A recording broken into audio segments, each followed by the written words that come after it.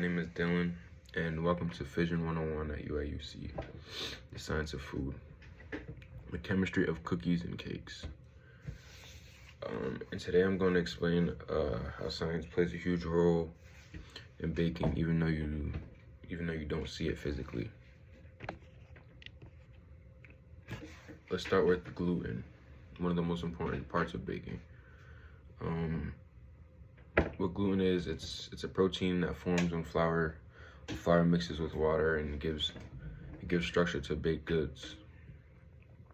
So basically, gluten's like a web that holds things together. Well, holds everything together.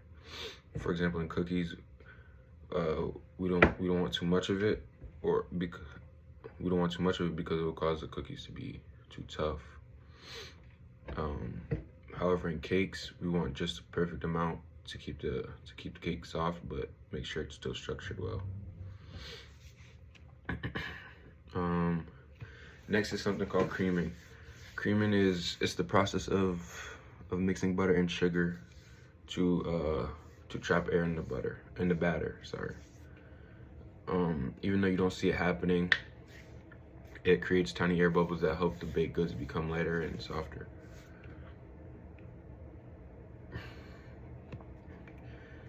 Next, we're going to talk about how things rise when they're being baked.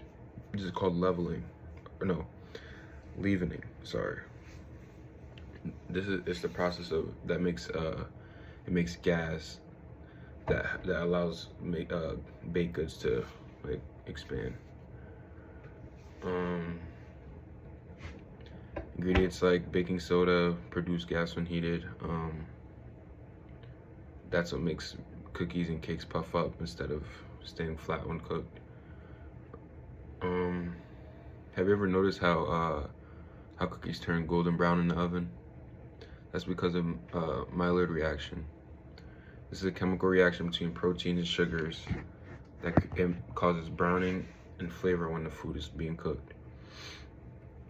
This is what gives any baked good its rich color and good taste. Lastly, emulsification. This is a process of mixing two liquids that don't normally go together. For example, oil and water. Like in eggs, this allows eggs to bring everything together in a smoother batter, which it improves the texture of cakes or cookies. So, without even seeing it, baking is full of science.